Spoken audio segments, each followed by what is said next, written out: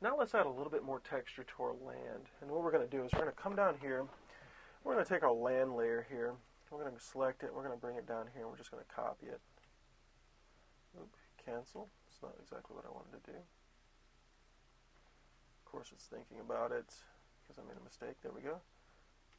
So we click this, bring it down here, and we'll just copy it like so. Let's bring our land back up, but put it between our water and our clouds. And let's bring our land copy up. Hit cancel.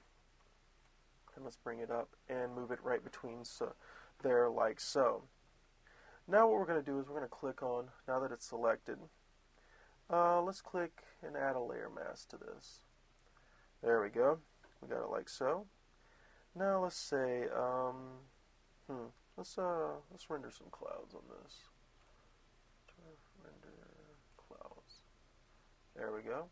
And that's our layer mask there. We've got clouds rendered on it like so.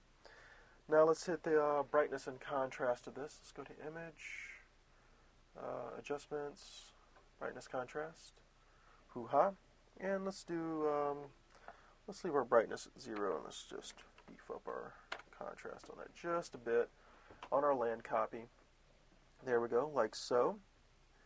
And now let's colorize this a little bit. Let's go to Image, Adjustments, Image, Adjustments. Let's go to, can't rightly do that here. We got to click on the land copy. There we go. Now let's go to Image, Adjustments. Let's do Hue and Saturation like so. Now we can just key this in real quick. Let's turn it on Colorize, yes. And let's see, we do a hue of 139. Let's see, tab saturation of 40. And lightness at 0. There we go. Hit OK. And there we go. As you can see, we've added a little bit of green to the brown that we already had on our land. So let's stop here, and we'll pick it up in the next part.